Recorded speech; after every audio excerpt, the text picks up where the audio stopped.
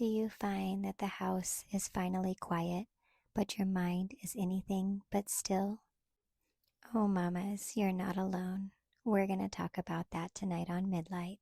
We're so glad that you are here with us tonight.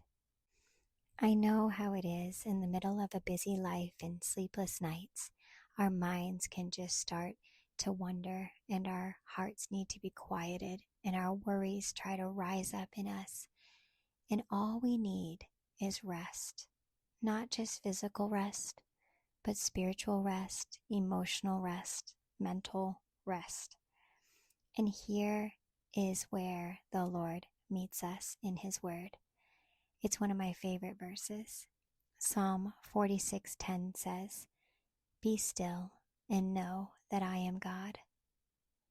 You see, the Lord knows the chaos around us. He knows the world we live in. And yet He says, "Be still and know that I am God." So if you find that your hearts need quieted, that your worries need to be given over, and that you need a rest that only comes by being in the presence of God, then you will resonate with this verse. Because we can understand through it that the only way to truly be still in our hearts and in our lives is when we sit back and we understand that the Lord is God and we are not. So whether you're rocking a baby tonight and worrying about tomorrow, or you just can't seem to settle your mind, this is a gentle reminder that you don't have to carry it all, and that the Lord, He is with you, and that He is the place where your peace will come from. And when He says to be still, things get still. Let's go over to a place in the Bible where there's a story about where Jesus tells the storm to be still. And it's found right now. We're going to read it from Mark chapter 4, but it's found also in Matthew and in Luke. But in Mark chapter 4, we pick up as the evening is coming. And it starts out in verse 35, and he says, "As evening came, Jesus said to His disciples, 'Let's cross to the other side of the lake.' So they took Jesus in the boat and started out, leaving the crowds behind. But soon a fierce storm came up. High waves were breaking into the boat, and it began to fill with water.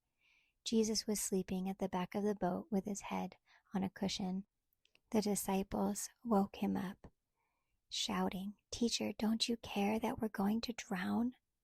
When Jesus woke up, He rebuked the wind and said to the waves, 'Silence, be still.' Suddenly the wind stopped, and there was a great calm."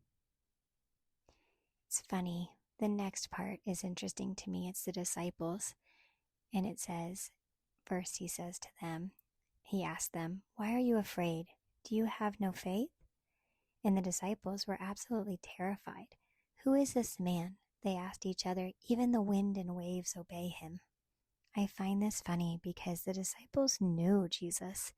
They had been with Him as He did miracles. And yet here they are in this boat in the storm, and sure enough, Jesus talks to the waves and they stop. And they don't just stop. It says there was a great calm. Do you ever feel like the chaos in your life is so much and you need the Lord to come along into your life and say this command? Be still. Be still to the storm in your life, whether it's in your heart or your mind, or you even feel it in a physiological sense, like in your body. I know that after having babies, our bodies, like we've talked about in the episode about hormones and holiness, we know that our bodies are responding to the hormone shifts that we experience as women and as mamas, especially during postpartum time or pregnancy. But what's interesting about it is the Lord can speak to our storm. He can speak to us in the storm. And I think it's important to remember tonight, mamas, that you serve a God that says to be still and know that He is God, because He is the one to deliver you from the chaos of life, from the chaos of motherhood, from the chaos that can even ensue in relationships. You see, He is the one and the only one who could speak to that storm and make it be still, because He is that kind of power in our lives. And mamas, the interesting thing about this be still verse is it doesn't mean that you have to stop moving completely or have a perfectly quiet house. It's an invitation to quiet your heart, mamas, to stop striving, to stop trying to carry everything on your own shoulders.